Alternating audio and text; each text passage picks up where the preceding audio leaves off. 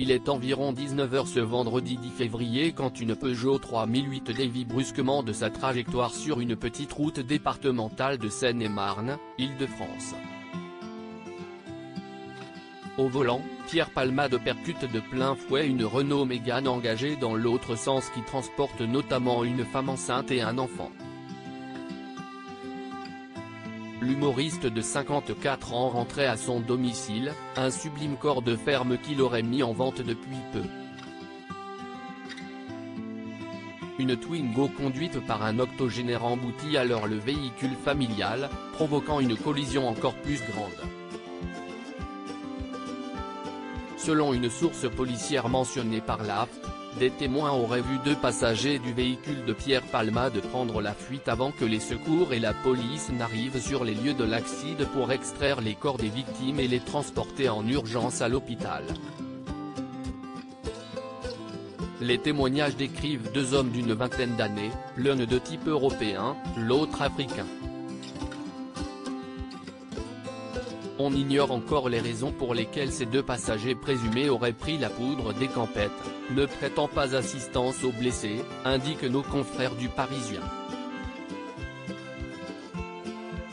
Les deux individus s'exposent ainsi éventuellement à des poursuites judiciaires pour répondre de non-assistance à personne en danger. À son arrivée au Kremlin Bicêtre, Paris, Pierre Palmade souffrait d'un pneumothorax et de possibles traumatismes crâniens et hémorragie interne.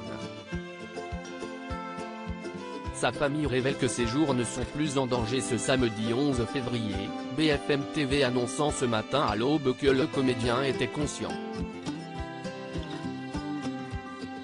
Aucune information n'a été communiquée à la mi-journée concernant l'état de santé des autres victimes. Comment Pierre Palmade a-t-il perdu le contrôle de son véhicule? Alors que les caméras restent braquées sur le Kremlin Bicêtre, une enquête vient d'être ouverte pour blessure involontaire par conducteur ayant entraîné une incapacité de travail supérieure à 3 mois. Une source proche du dossier indique que les résultats des analyses toxicologiques arriveront d'ici la fin de la journée, l'une des pistes à investiguer pour comprendre comment Pierre Palmade a pu perdre le contrôle de son véhicule. Le complice de Michel Larocque se serait déporté sur la voie de gauche sans raison apparente, selon une information publiée par le JDD.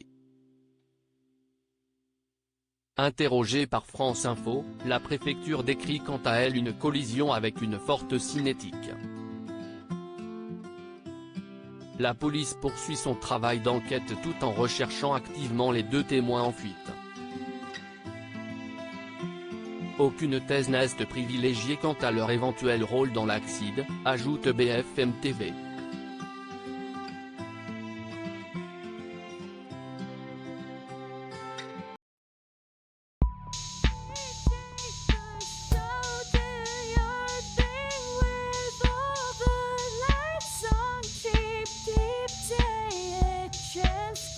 Keep day a chance you can